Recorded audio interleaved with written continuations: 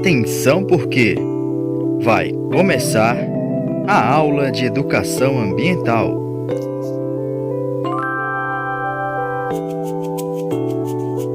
Olá, alunos dos 7º anos, eu sou a professora Veridiana Albuquerque e nós vamos começar mais uma aula de educação ambiental. Antes de começarmos o nosso tema da aula de hoje, nós vamos realizar a correção de algumas questões que foram postadas para vocês. A questão 2 diz assim: segundo a Organização Mundial de Estudos Ambientais, em 2025, 2 de cada 3 pessoas viverão situações de carência de água, caso não haja mudanças no padrão atual de consumo do produto. Uma alternativa adequada e viável para prevenir a escassez, considerando a disponibilidade global, seria: quando vocês analisam as alternativas, vocês vão se deparar aí com a letra A, que informa que desenvolver processos de reutilização da água seria um processo viável justamente para diminuir a escassez de água presente ali no planeta. A próxima questão, que é uma questão aberta para que vocês possam analisar o assunto que foi dado, diz: por que seria importante preservar as florestas? Então, a gente sabe que as florestas são essenciais para a estabilidade do clima, para que a gente possa ter um clima mais ameno, um clima melhor para se viver. E aí está o gabarito com as outras questões para que vocês possam analisar o que vocês acertaram e o que vocês erraram. A nossa aula de hoje tem como tema a poluição atmosférica. Primeiro eu vou relembrar as aulas de ciências que vocês tiveram em relação à atmosfera. Lembrando que a atmosfera é uma camada de gases, onde está ali envolvendo o nosso planeta. Então a gente vai falar da poluição relacionada a essa camada de gases. Primeiro, a poluição atmosférica é característica dos grandes centros urbanos. Então, a gente verifica aquelas cidades que têm uma maior movimentação em relação aos transportes, às indústrias.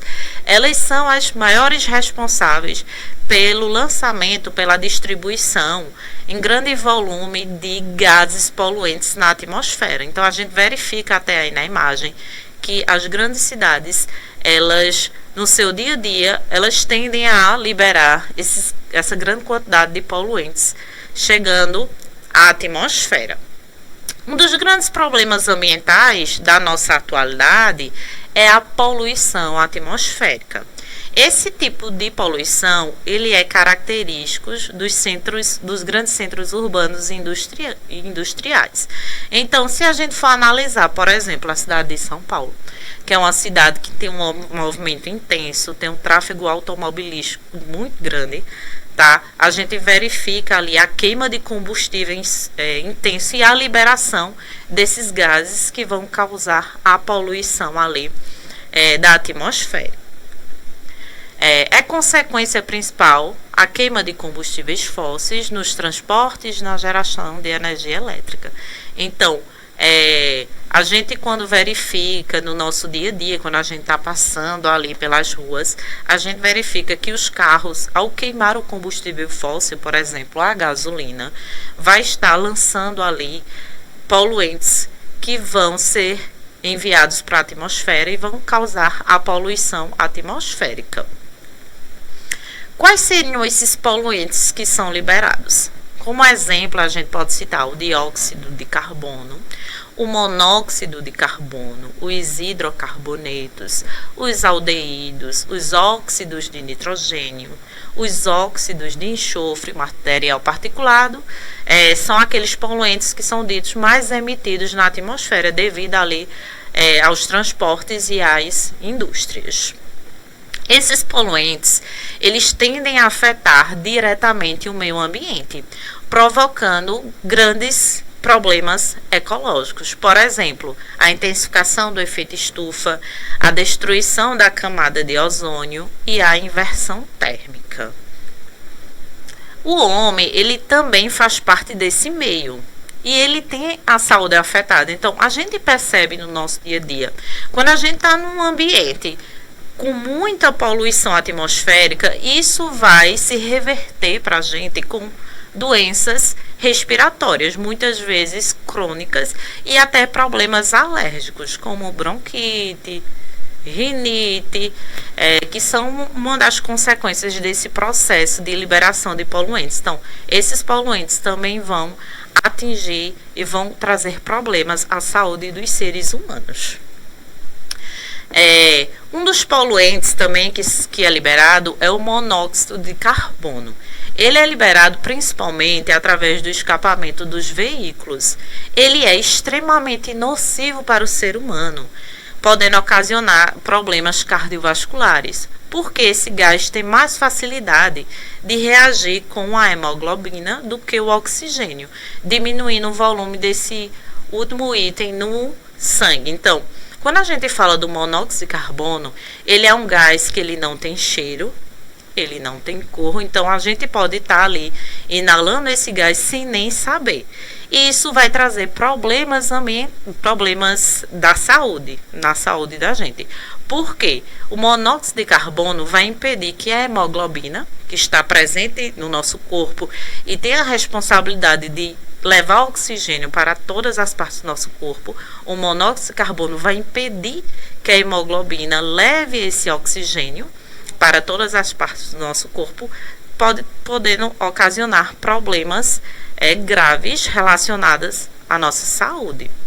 Então, a sua inalação pode provocar vertigem, náuseas e quantidades elevadas, pode chegar a pessoa a ficar inconsciente e até mesmo ocasionar morte cerebral. Então, a gente tem que ter muito cuidado em estar em um ambiente fechado, onde esteja ocorrendo a queima de algum combustível, porque a queima desse combustível pode liberar o monóxido de carbono, a gente pode estar ali inalando inconscientemente aquele gás e pode ocasionar até a morte das pessoas.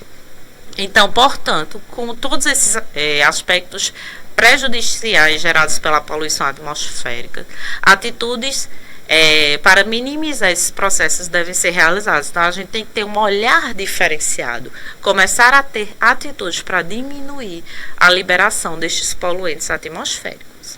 Além da cobrança das autoridades para implantação de políticas públicas que gerem menos poluentes. Então, por exemplo, implantar ciclovias, maiores investimentos em transportes coletivos para reduzir ali o número de automóveis circulando ali nas cidades, entre outros exemplos, tá? Então, a gente tem que mudar alguns hábitos para evitar essa intensa poluição atmosférica.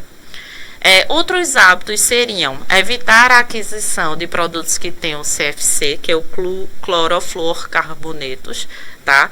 Que podem ali interferir na camada de ozônio.